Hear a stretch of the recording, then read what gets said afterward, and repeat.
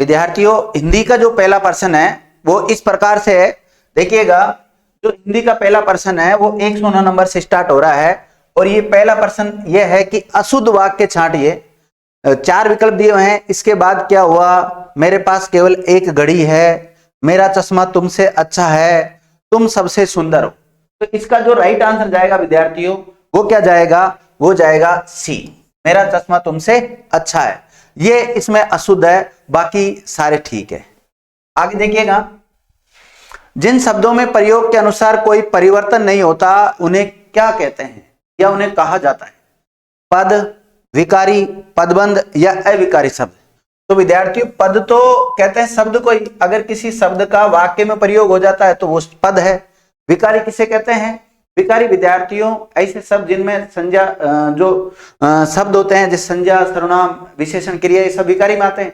लेकिन विकारी कहते किसे हैं? तो विकारी विद्यार्थियों कहते हैं जिनमें विकारकों के कारण कुछ परिवर्तन हो जाता हो, उनको विकारी कहते हैं। पदबंध पदों के समूह को कहते हैं। लेकिन प्रश्न क्या पूछा है कि जिनमें कोई विकार नहीं होता, जिनमें कोई परिवर्तन नहीं होता, तो उसका अविकारी। तो इस प्रकार इसका राइट आंसर क्या जाएगा? डी ऑप्शन राइट आंसर जाएगा, अविकारी।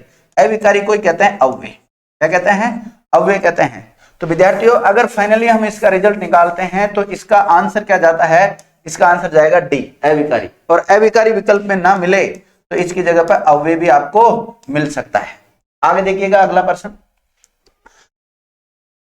अनिश्चयवाचक सर्वनाम किस वाक्य में है? ये पुस्तक मेरी है, आप क्या लाए, बाहर कोई खड़ा है, मुझे कुछ रुपए चाहिए।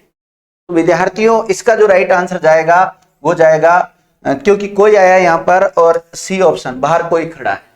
ठीक है, आगे देखते हैं। अगला प्रश्न है, अंतर विशेषण बताते हैं।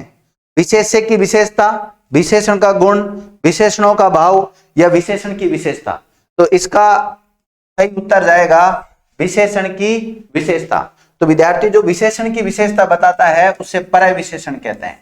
क्या कहते हैं? परय विशेषण कहते हैं। और परय विशेषण का ही एक और नाम मिलता है अंतर विशेषण।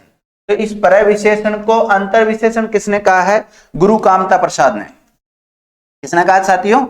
गुरु कामता प्रसाद के द्वारा इसे जो परय विशेषण जो होता है उसी को ही अंतर विशेषण नाम दे दिया गया है। आगे देखते हैं अगला प्रश्न।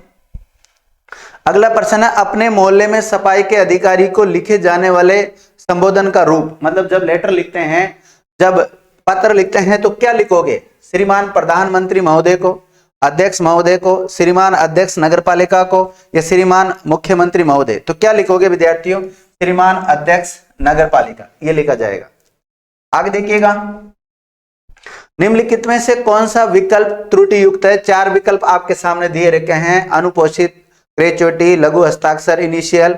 इसी प्रकार अगर इन चारों विकल्प आपके सामने दिए हुए हैं, इसमें से जो राइट आंसर जाएगा वो जाएगा विद्यार्थियों अवैतनिक, अकाउंटेबिलिटी नहीं होता। ध्यान, आगे देखिएगा, यण स्वर संधि से निर्मित शब्द नहीं है, मतलब यण स्वर संधि नहीं होनी चाहिए। तो अभ्यावेदन, स्वागत, स्त्रुपयोगी और स्वाधीन। तो विद्यार्थियों इसका तो होता है संधि विच्छेद, अभिधन, आवेदन। तो इसमें तो यण संधि है और इसका होगा विद्यार्थियों स्त्री धन उपयोगी। क्या होगा? स्त्री धन उपयोगी होगा। और इस स्वागत का जो संधि विच्छेद करेंगे वो होगा सुधन आगत। क्या होगा? सुधन आगत। और स्वाधीन का करेंगे तो इसका होगा सवधन अधीन। सव मतलब स्वयं, जब स्वयं के जो अधीन होता है उसको बोलते हैं स्वाधीन। तो यहाँ पर स्वाधीन, इस प्रश्न का जो राइट आंसर जाएगा वो तो जाएगा डी, क्योंकि स्वाधीन में यण संधि नहीं है, इसमें विद्यार्थियों दीर्घ संधि है। कौन संधि है? दीर्घ स्वर संधि का उदाहरण है। आगे देखिएगा, किस समास में विशेषण विशेष्य का संबंध होता है या उपमेय उपमान का संबंध होता है? 4 नीचे समास के भेद दिए हुए हैं, संबंध तत्पुरुष, कर्मधारय समास, अव्ययभाव समास और द्वंद्व समास। तो विद्यार्थियों कर्मधारय समास राइट आंसर जाएगा इसका बी। आगे देखते हैं अगला प्रश्न को, प्रत्याशा शब्द में प्रयुक्त उपसर्ग कौन सा है? तो प्रत्याशा का जब हम टुकड़े करते हैं तो इसका टुकड़ा होता है, खंड होता है प्रतिधन आशा। क्या होता है? प्रतिधन आशा होता है। तो इसमें जाएगा B option, B right answer है। क्या जाएगा? बी। आगे देखिए, कौन सा शब्द आहट प्रत्यय का उदाहरण नहीं है, नहीं पे ध्यान देना है। तो आहट प्रत्यय, तो विद्यार्थियों इसमें तो आहट प्रत्यय सीधा सीधा दिखाई दे रहा है, छनछनाहट आहट प्रत्यय है, जगमगाहट आहट प्रत्यय है, लेकिन रुकावट में नहीं है। इसलिए इसका राइट आंसर क्या जाएगा, डी। क्या जाएगा विद्यार्थियों, डी राइट आंसर है इसका। आगे देखिएगा, सर्प का जो पर्यायवाची शब्द है वो कौन सा होता है, पन्नग, जातरूप, शार्दुल या कैसी। तो सर्प का जो पर्यायवाची शब्द है वो विद्यार्थी ए ऑप्शन पन्नग।